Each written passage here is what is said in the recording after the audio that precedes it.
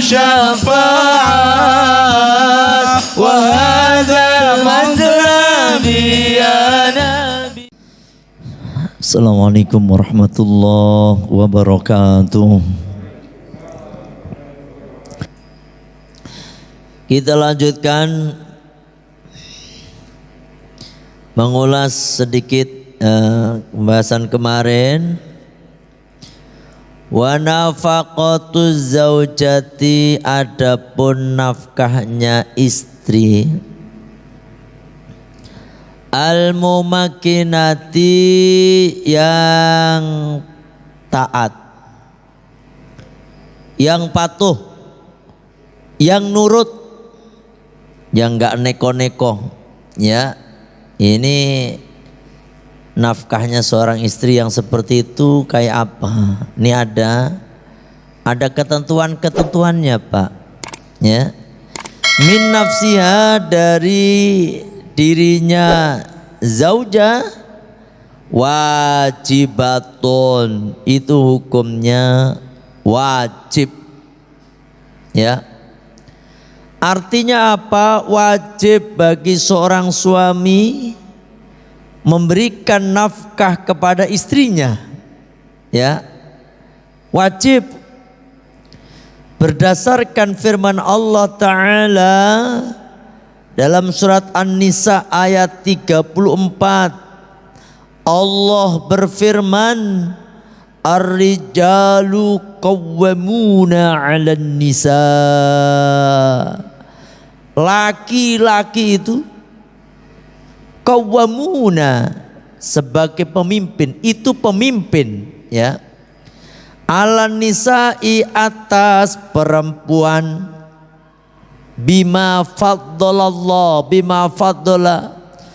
Karena apa? Karena Allah, bima faddala, dengan sebab telah melebihkan Allahu Allah ba'dahum, pada sebagian mereka, ala ba'din, atas sebagian yang lain.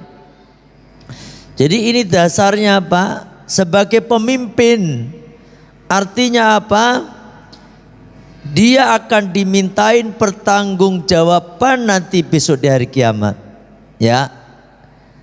Faqad dalat al ayatu ala anna zaujat, bahwasanya seorang suami, huwa suami, al mas'ulu, itu akan ditanya.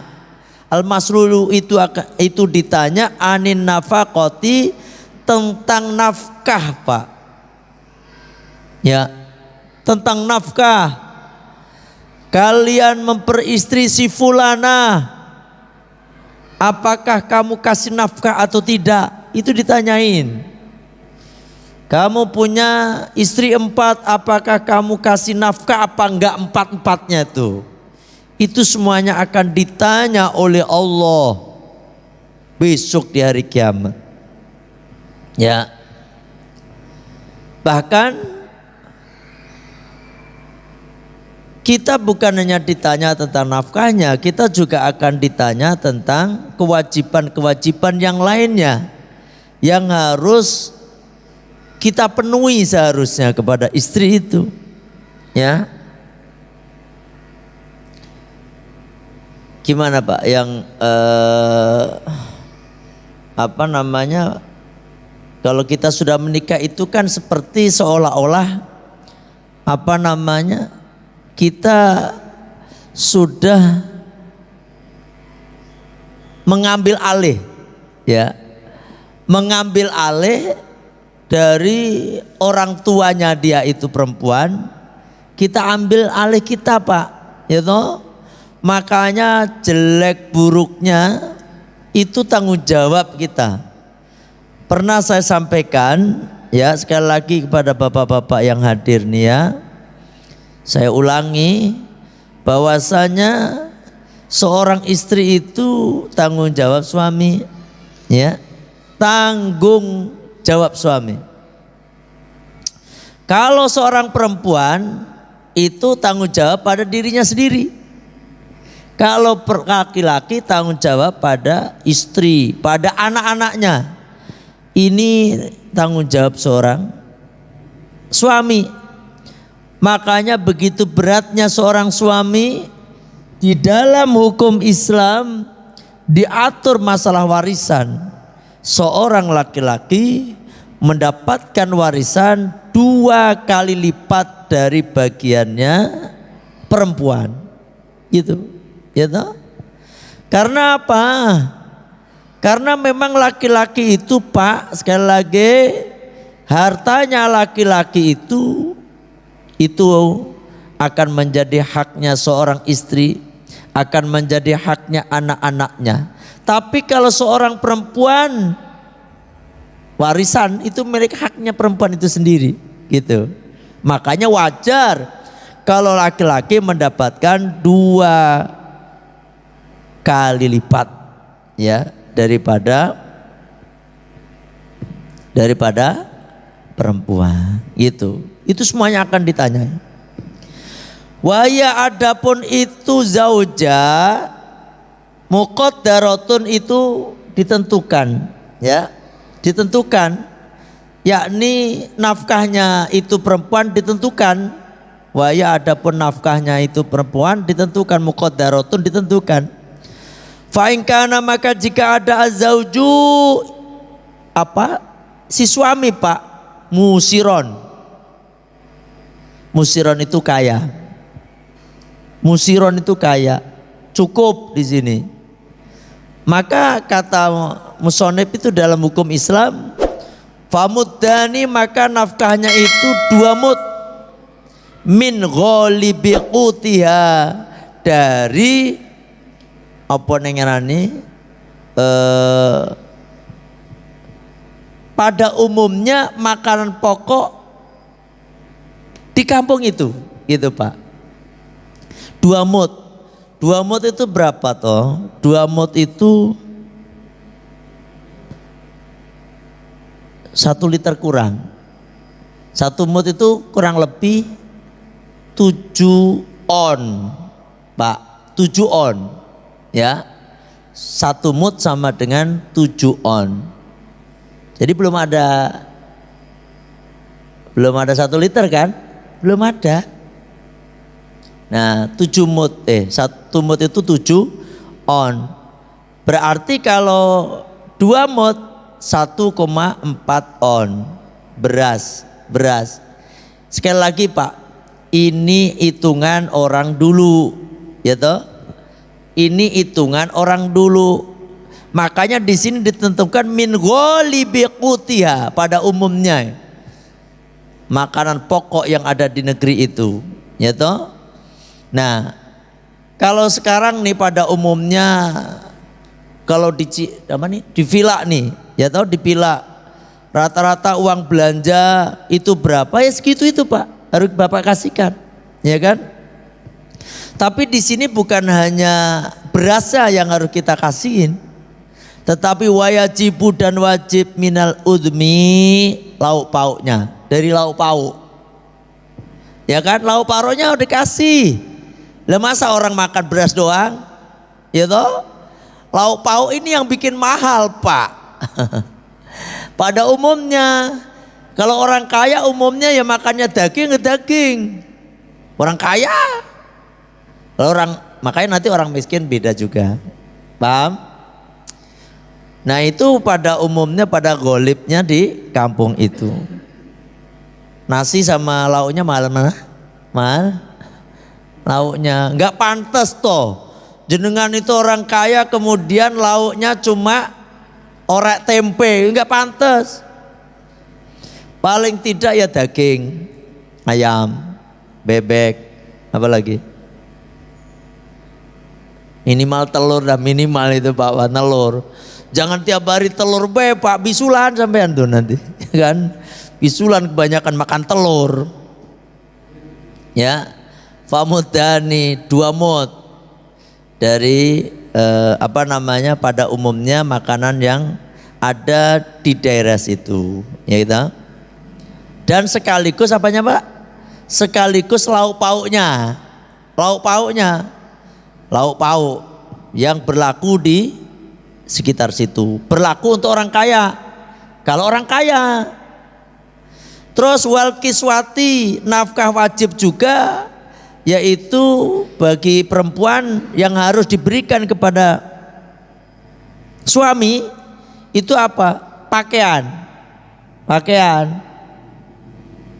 Nyuwun sewu Pak, sampean itu kalau belikan pakaian istri berapa kali Pak dalam setahun?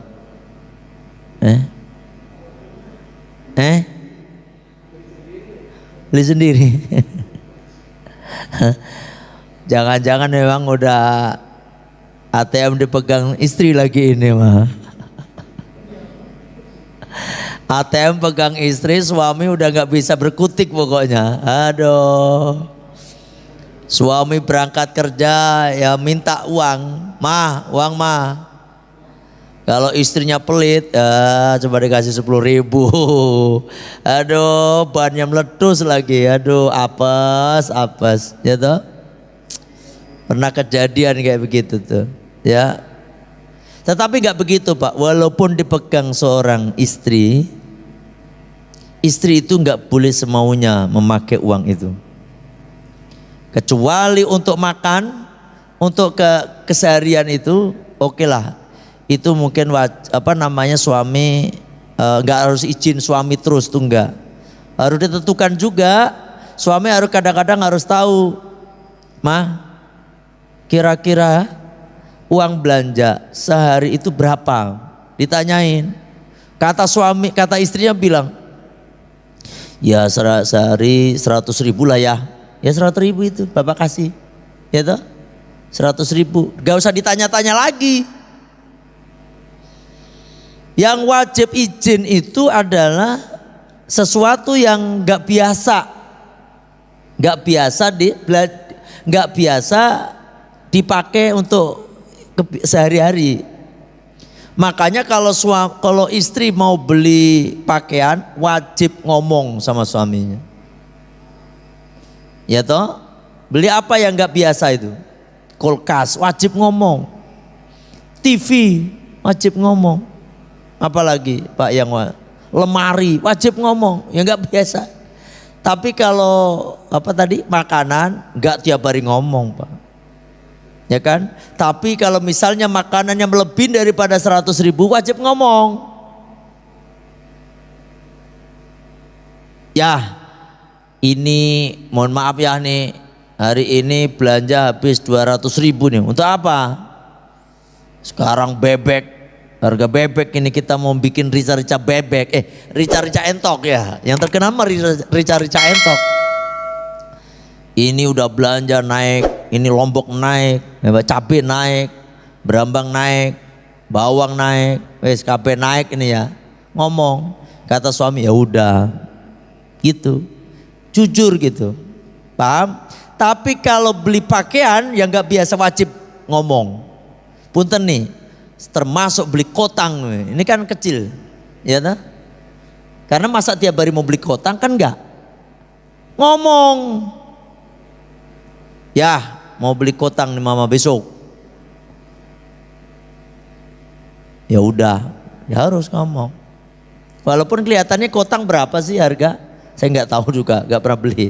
Saya juga bebaskan sih, istri saya bebaskan Mbak. Kalau istri saya bebaskan. Ya pokoknya selama itu untuk keperluan semua ini silahkan mah, apapun biarin, biasa. Ayah ridho, gitu aja. Artinya apa?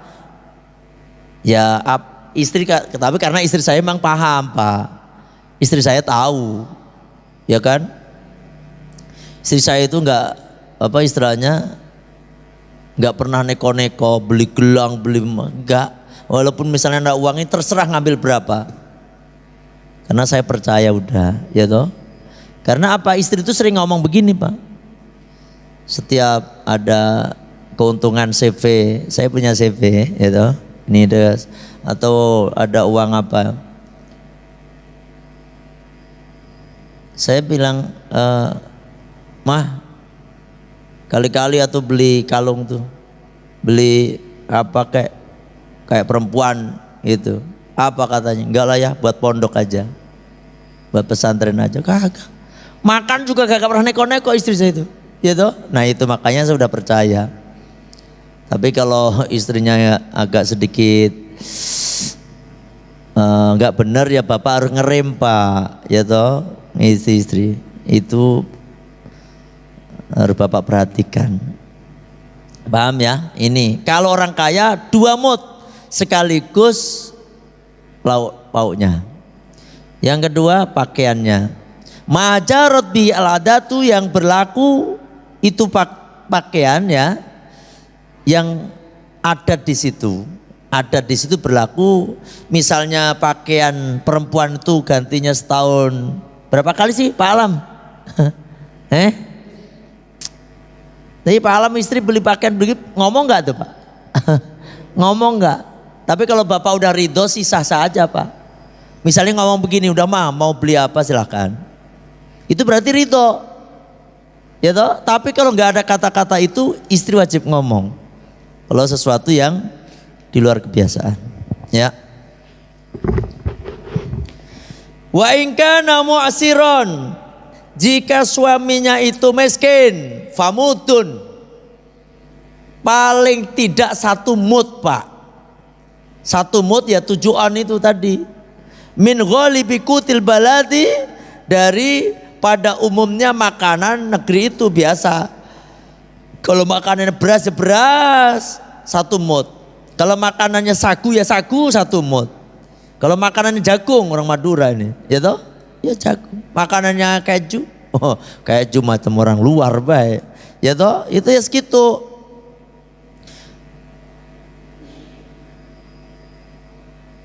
Paham ya Pak ya? Nah ini harus diperhatikan. Karena apa? Wa fi haditsin Jabir radhiyallahu an, di dalam hadis ya, di dalam salah satu hadis yang diriwayatkan oleh Jabir radhiyallahu an at-tawili yang panjang, inda muslimin, menurut Imam Muslim, hadis 1218. Bagaimana bunyi hadisnya? Fattaqu, maka bertakwalah kalian Allah, pada Allah, fin nisa'i, di dalam urusan perempuan. Sampai segitunya Pak, karena memang perempuan itu salah satu pesan Kanjeng Nabi ketika menjelang ajal. Ya, Kanjeng Nabi itu ketika beliau menjelang ajal yang disebut 3 hal Pak. Ya. Yang pertama ummati as-shalah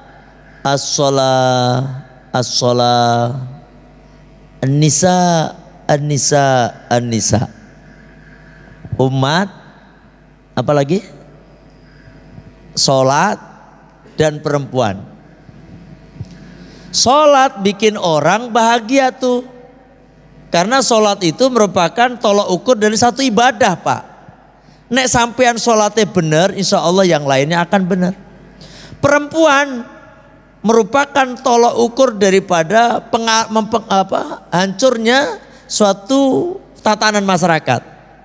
Pak Nyun Sewu, kalau perempuan itu di masyarakat itu nggak benar Pak, itu masyarakat nggak benar. Ada kata gimana? Saya tuh rupa ya. An-nisa'u imadul bilad, ya toh? Perempuan itu adalah pokoknya atau cagaknya tiangnya negara. Kalau perempuan kagak ada yang benar Pak, nggak benar negara itu. Tapi kalau benar perempuan, insya Allah negara itu akan beres. Karena apa? Pengaruh perempuan ini, laki-laki kadang-kadang yang tadinya alim jadi pencilaan. Wah, mohon maaf nih, jadi kata-kata pencilaan. Alim tadi ya. Gara-gara nikah sama perempuan itu yang ngocok-ngocokin untuk korupsi. Dan rata-rata survei membuktikan seorang laki-laki korupsi itu gara-gara nggak betah dengan komporan daripada perempuan itu. Makanya hancur negara kalau perempuan pada modelnya kayak begitu. Tapi kalau perempuannya solehah kan nggak begitu. Baik. Termasuk perempuan itu yang mengatur anak, Pak. Anak. Kalau perempuannya solehah nih, ibunya benar, ngatur anak-anaknya benar, Masya Allah Pak, ini menjadi generasi yang benar. Tapi kalau memang ibunya kagak benar, akhirnya apa? Generasinya ini nggak beres. Kalau udah nggak beres Pak, negara akan hancur. Makanya perempuan itu merupakan madu dunia sekaligus racun dunia. Ini kata saya ini ya, kata saya ini. Bisa menjadi madu dunia itu perempuan, ya toh? Bismillah.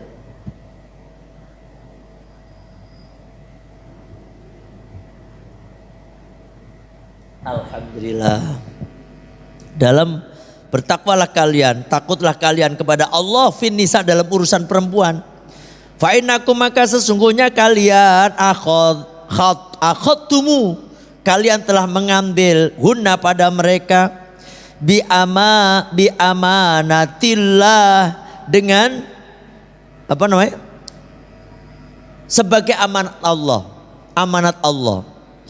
Wastahlaltum, dan kalian telah mengambil halal furujahunna, farji-farji mereka, bi kalimatillah, dengan kalimat Allah. Artinya apa? Punten Pak, itu perempuan sebelum kita nikahin kan haram bagi kita, ya kan?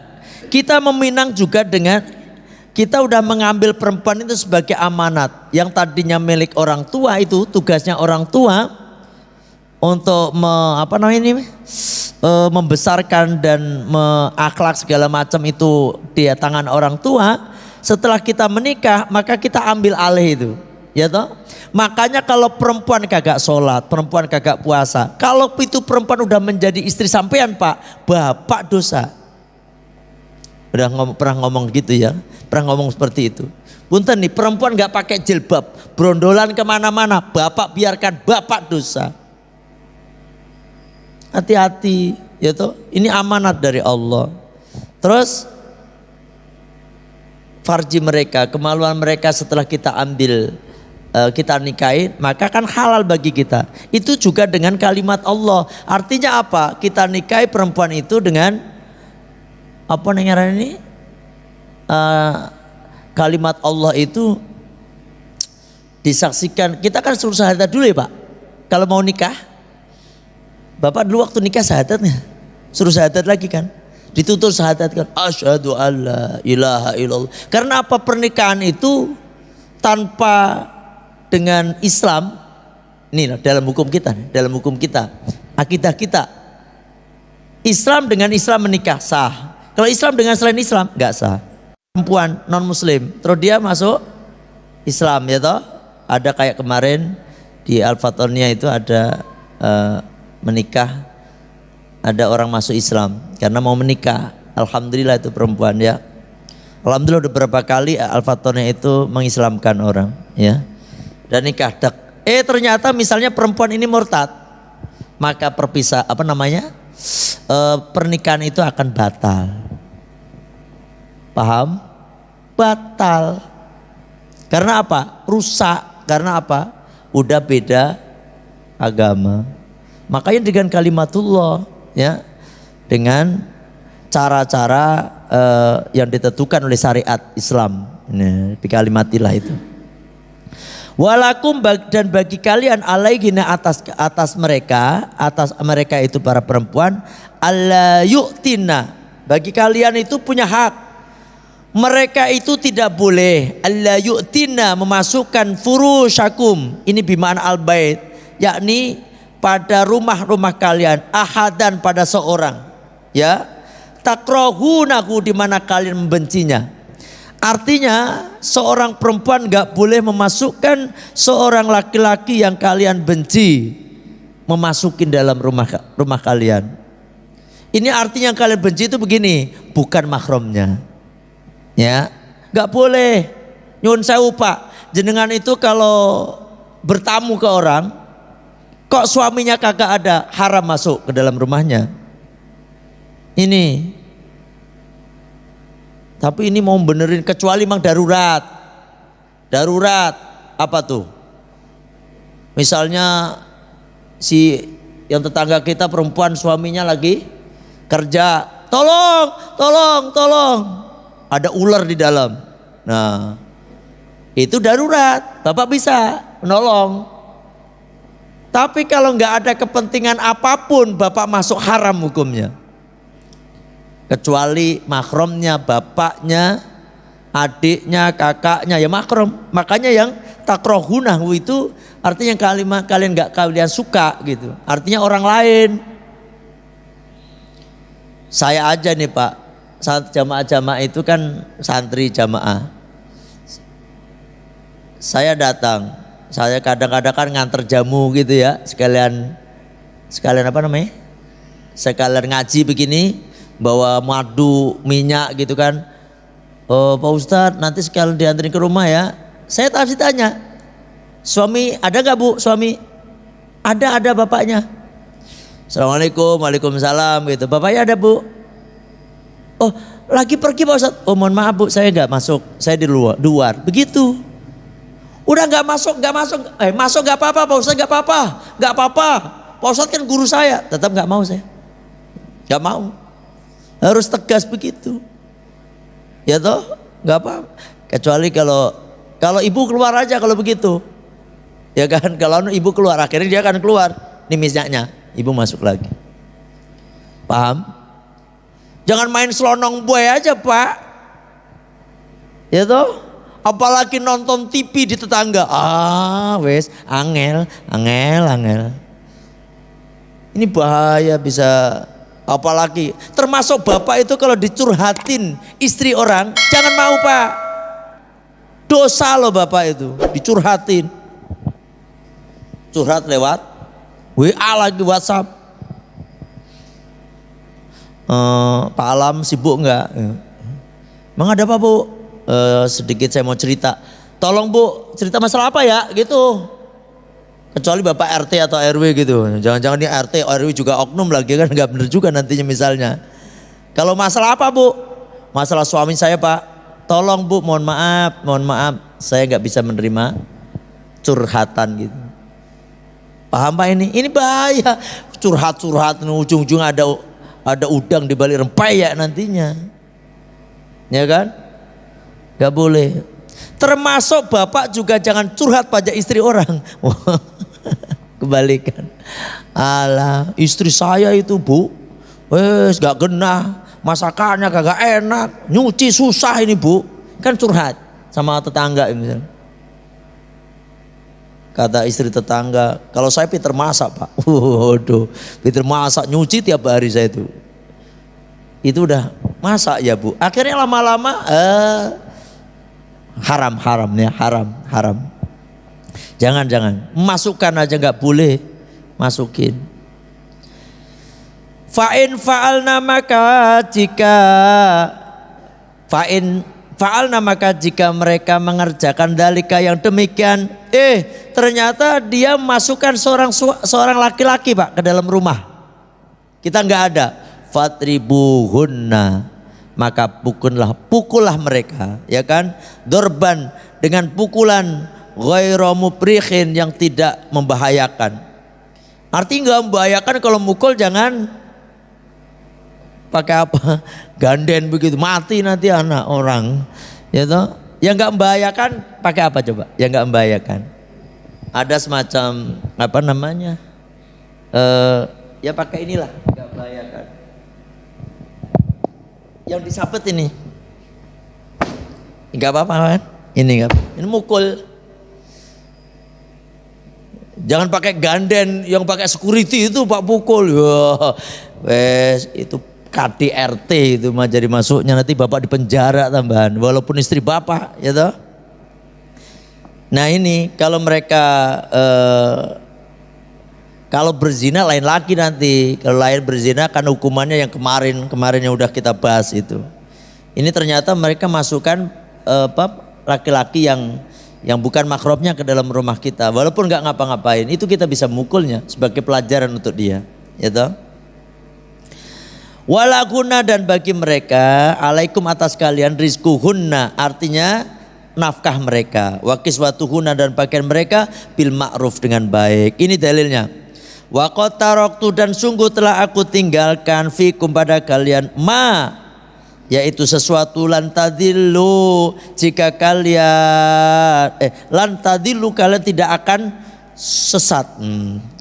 Ya, ba'dahu setelahnya ini tasomtum jika kalian berpegang teguh bihi pada itu ma ai kitab Allah telah aku turunkan Al-Quran dan hadis-hadis dan aturan-aturan. Kalau kita memegang aturan-aturan yang sudah ditentukan oleh Allah maka kita akan bahagia gitu ya, nggak akan pernah sesat untuk selama-lamanya. Ada yang nanya sampai di sini? Ada yang nanya? Berkenaan dengan apa namanya ini? Nafkah. Makan wajib ngasih. Tetapi istri udah kerja sendiri tuh Pak Ustadz. Misalnya. Istri udah kerja sendiri. Saya gak pernah ngasih uang jajan. Enggak uang jajan. Gak pernah ngasih nafkah, gimana hukumnya? Gimana hukumnya? Saya nanya ini, mau Bapak suruh nanya gak nanya. Ini kita punya istri, Bapak kerja, istri juga kerja. Bagaimana hukumnya Bapak gak ngasih nafkah? Hukumnya apa? Hukum itu dosa atau gak apa-apa? Dosa. Tetap Bapak harus ngasih. Karena memang perempuan itu gak wajib kerja Pak. Gak wajib kerja. Yang wajib kerja atau yang wajib ngasih nafkah itu suami. Makanya ini bisa dikatakan seorang perempuan itu kerja, hasilnya adalah miliknya sendiri. Kalau seorang suami bekerja, hasilnya gajinya adalah milik keluarga. Ya toh? Paham? Makanya Bapak harus ngasih jatah. Makanya kata istri itu kan, kata perempuan itu kan milikku, ya milikku, milikmu, ya milikku. Wes itu guys. Ini kan perempuan, ya toh. Emang bisa bener juga sih kalau menurut aturan ini Pak, ya kan? Terus jenengan nikahin perempuan sembarangan, terus nggak dikasih apa-apa. Nanti ada aturannya. Kalau sampai nggak ngasih apa-apa, nanti di belakang ada aturannya, ya toh. Tapi kalau istri kagak kerja, kagak apa di rumah, ya mengatur rumah tangga, ya itu udah wajar ya kita kasih ya tiap hari. Bapak kalau ngasih tiap bulan apa tiap minggu apa tiap hari? Apa itu tadi ATM dipegang istri? Tapi kalau udah kesepakatan Pak, namanya keluarga itu gini loh. Kalau keluarga itu sing penting saling mengerti, itu udah disepakatin udah lama. Kita ini rumah adalah kita bersama, udah kita saling percaya aja udah. Ya nggak masalah, ya toh, nggak masalah. Bahkan seorang perempuan itu Pak, dia kerja semuanya terus dipakai untuk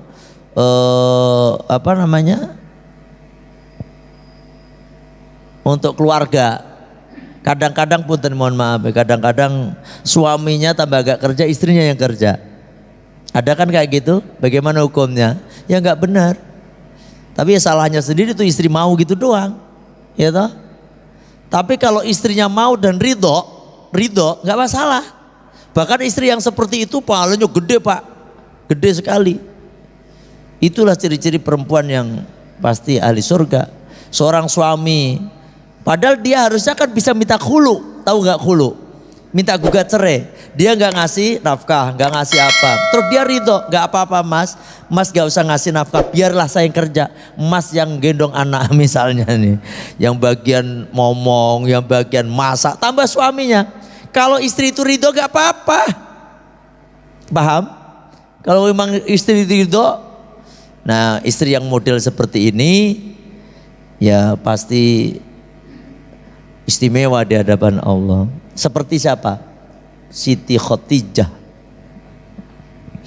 Bahkan semua hartanya Ibu Siti Khotijah Pak habis total, gak tersisa sama sekali. semuanya untuk Rasulullah sallallahu alaihi wasallam.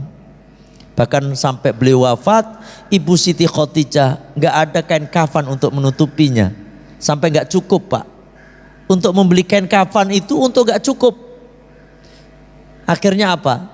Maka Ibu Siti Khadijah menurut riwayat itu pakai ridaknya Kanjeng Nabi, ridak, selendang, dan dikasih kain kafan dari malaikat Jibril. Tuh, Ibu Siti Khadijah, ya toh? Habis.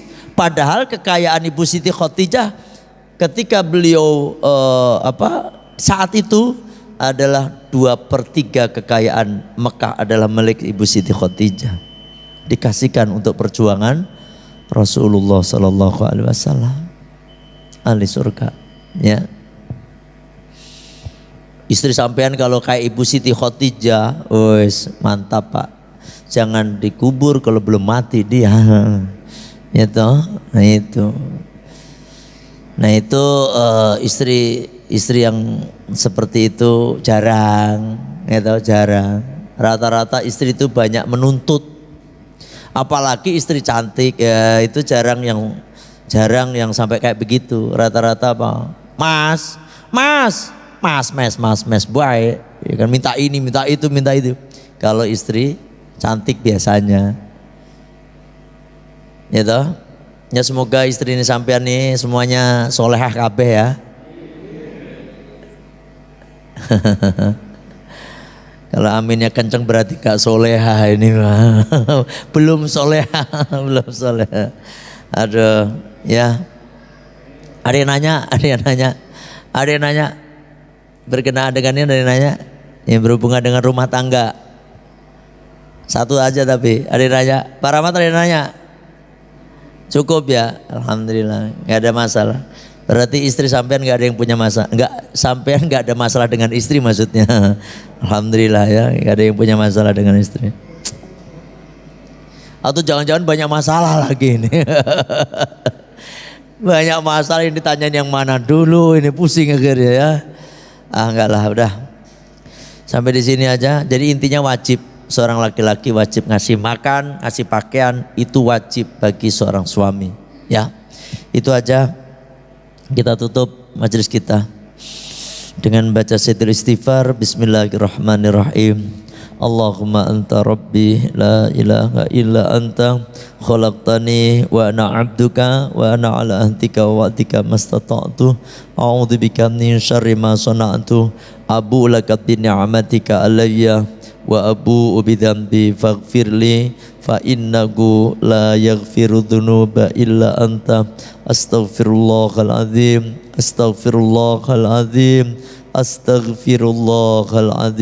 subhanaka Allahumma wa bihamdika asyhadu an la ilaha illa anta astaghfiruka wa atubu ilaik. Alhamdulillah, mohon maaf kalau ada kekurangan. Wallahul muwaffiq ila aqwamit thoriq. Assalamualaikum warahmatullahi wabarakatuh.